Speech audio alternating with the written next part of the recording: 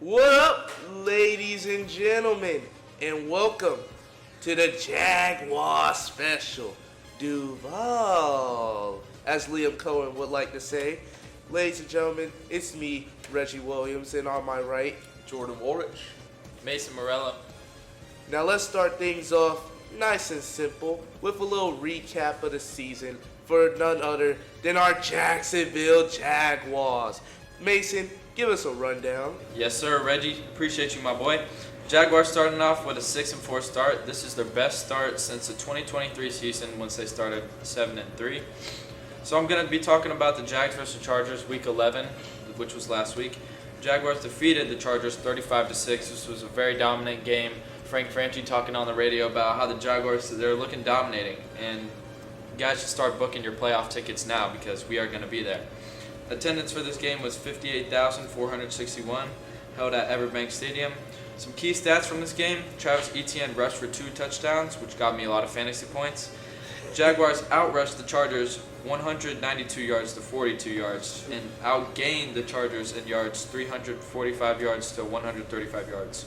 Jaguars also had a time possession advantage over the Chargers, 37 minutes to 22 minutes. Yeah, man, we don't play about those fantasy numbers. Yeah, that's right. So play of the game here presented to you by the one and only Mason Morello. An interception by Antonio Johnson in the fourth quarter. This kind of sealed the game, and it was followed by a 13-yard touchdown rush by Travis Etienne. Defensive performance of the game: Jaguars held the Chargers to 135 total yards and recorded 3 sacks. Josh Hines recorded his franchise 56 sack record and now leads the Jaguars for sacks. I believe you meant to say Josh Hines Allen, but we understand where you're coming from. All right, some quotes from after the game. Head coach Liam Cohen: "The guys just executed and played their tails off. We better play pissed off." Trevor Lawrence said, "It was a great day for us." And Travis Etienne said, "Coach put in a little pep in our step, and that transferred over to the field." All right, now on to Jordan to give us some more stats about the Jags. Yeah, I mean, this Jaguars team, the first, weeks 1 through 10, they were okay. They had some really good weeks, some really bad weeks. But this week 11, a 35-6 win against a really good Chargers team was a huge bounce back for them. It was an emphatic fashion.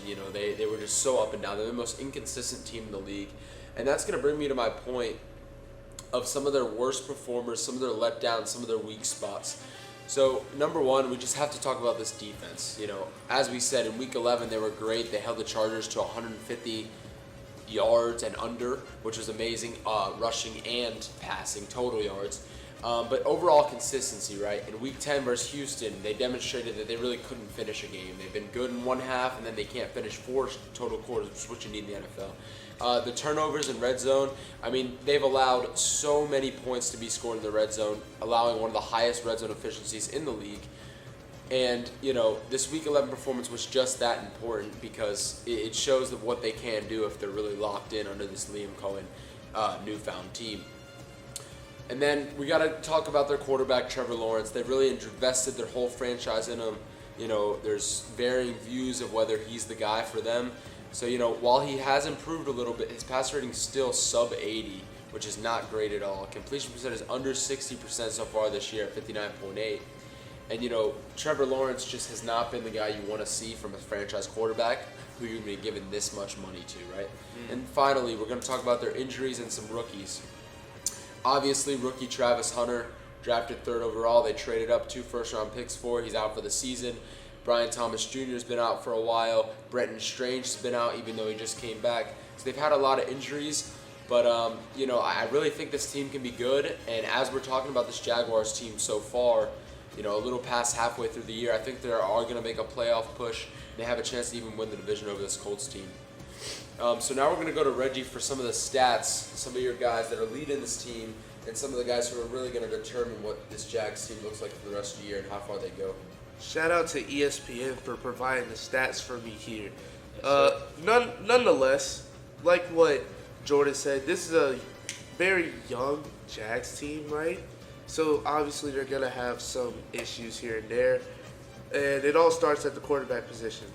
Trevor Lawrence, by now you're a veteran. Shape up, buddy. Seriously. 11 touchdowns to 8 interceptions is not the makings or the workings of an elite quarterback in this league. I mean, yeah, 2,151 passing yards. Yeah, it's good. It's good. QBR rating of 79.4. Yeah, that's pretty good. But it's not about the numbers, kid. It's about how you perform on the field. And what really matters is that you're helping the team win and progress. I've seen this story countless times before with Trevor Lawrence. The hope is that he does persevere through it and that he becomes that guy that Jacksonville really needs him to become. He has 5 touchdowns on the ground, by the way, so that's a good thing, right? Mobility, dual threat. But Travis Etienne leads the team in rushing yards with 729, has 5 touchdowns as well. He is really, in my opinion, the make or break of the offense. You need a run game in order to succeed. It's just different whenever you don't have a running back like Etienne or a running back like Barkley or Taylor, all those guys, those big names. So when you lose one of them, the backup's going to have to step in, try to make the same impact, but they won't. As proven by Bayshaw Tutin's 238 yards on the year right now. Impressive rookie. Still, not as good as Etienne, nowhere near the same impact. In the passing game this year has been really disappointing in my personal opinion. Brian Thomas Jr. came off an outstanding rookie year, was one of the best receivers in the league if you look at his numbers, over 1,000 yards last year. Right now, week 11 into the season, 420 yards receiving, only 1 touchdown, and a whole lot of drops. That's been the issue. This team has had drop issues since the beginning of the year. Parker Washington, honestly, is looking like a better receiver than him. Yeah, the yards may not speak it, but you look at the game tape, Parker Washington is becoming a more impactful receiver day to day. And just when they were starting to use Travis Hunter, let's just say, yeah, he got hurt in practice. Yeah, that was a big blow for him. And I like what you were saying, Reggie, about that run game. I feel like this team really stems from the run game. And just having Etienne and Tutin and even Tank Bigsby before he was traded to the Eagles, it really just helps relieve some pressure off of Trevor Lawrence and helps that offensive, game really come together. Yep. And, well, we talked about the offense. Let's talk about the defense. The defense has really been this team's saving grace this year, as evidenced to their Week 11 blowout against the Chargers, 35-6. The Chargers, by the way, entered the game with one of the best offenses in the league. I say the top 15 offense in the league. And the Jaguars had to prove that they could handle that type of offense, that type of physicality, the Harbaugh mindset. That's where you come in with the team's leading tackler, Ifoye Aluokan. 80 total tackles on the year, 38 solo. Has a sack. He's also forced 2 fumbles. This guy's a beast. Nowhere near the same beast, though, as our Lord and Savior, Devin Lloyd. Yeah, Devin Lloyd, 4 interceptions this year. Had a huge pick 6 against the Chiefs, was the real determining factor in that game. Without Devin Lloyd, this team would be sitting at 5-5 instead of 6-4. And their sack leader, Arik Armstead, he's got 5.5, while Josh Allen has 3, and Trayvon Walker has 2.5. So the numbers don't pop off with this team. But when you watch the game, you see that this team is not a push around. They don't get pushed around easily. They are one of the more consistent teams on defense. And I strongly believe that without that type of defense that they have, they would not be in the spot they are right now, where they're second in the division behind the Colts, who might pull away, but it all determines on how they play the Colts December 7th. Be sure to tune in, Jags fans, because that's a special one in the AFC South. Yes, yeah, I mean, Mason, you could talk about this a little if you'd like, or Reggie. This Jaguars team, they're obviously not the 3-14 team they were last year. But do we know if they're the team in 2017 that made that AFC Championship, almost made the Super Bowl? I don't know if they're there either. I got a strong argument for that one. The defense was 10 times better. Yeah. And the offense, Jalen Ramsey, Calais Campbell, Yannick Ngakoue, AJ Boye. Yeah, I know ball. So, I mean, right now they're kind church. they're kind of in the middle. They're 6-4. They have opportunities, but this Colts team's been one of the best teams in the league. So this Jags team really has to string together some wins, starting with that Colts game in December. So I want both of you guys to give me a couple key takeaways, and what should we be watching from this Jacksonville team if they want to really make a run in the playoffs? We need to see more improvement in terms of the passing game. Like I said already, their run game has proven to be the big knockout punch. If without it, this is not an offense that can function correctly. Feel like in that Texas game where they did it, they went 3 and out consistently in the fourth quarter, let them come back. It's mostly because they couldn't run the ball, and Trevor couldn't help them pass the ball either because he was struggling moving the ball then. But their defense is going to have to help them out a lot if their offense doesn't contribute. So when their defense starts to, improve and show that they can handle the tougher teams, the physical teams, then they will be showing that they are a playoff-ready team. Yep. Yeah, I also think the Jaguars, we need to keep our guys healthy, man. 2 of our star wide receivers, Brian Thomas Jr. and Travis Hunter, I mean, if we have them in the game, they're stars, so they're bound to make plays for us. And if Trevor can get the ball to them, they can make it happen. So although our run game right now is going really well, we don't have much of wide receivers, although we picked up Jacoby Myers and we have Parker Washington. They're still really good, but if we get our stars back in, I feel like we're just bound to make good plays. And Jaguars are looking really good so far. Hopefully we can keep this up and make it to the playoffs. Like you said, best they've looked since the start of 2023 before the ultimate collapse of 2023. Yeah, that's right. So Yeah, I mean, they've definitely looked better than they have in a couple of years. And the last thing I want to bring up is that offensive line, right?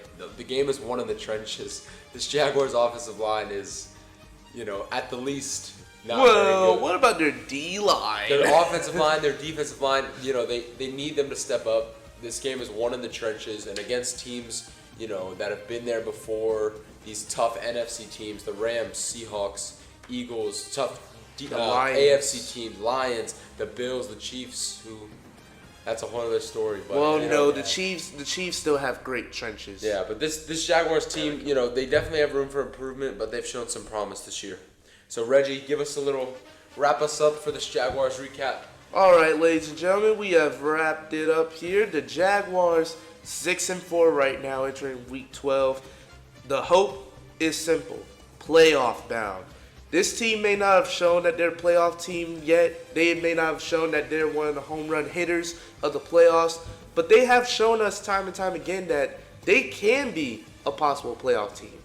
And it all is in the youth of this team. It's all in how they fight throughout the game. Like Mason said earlier, this is their best start since 2023.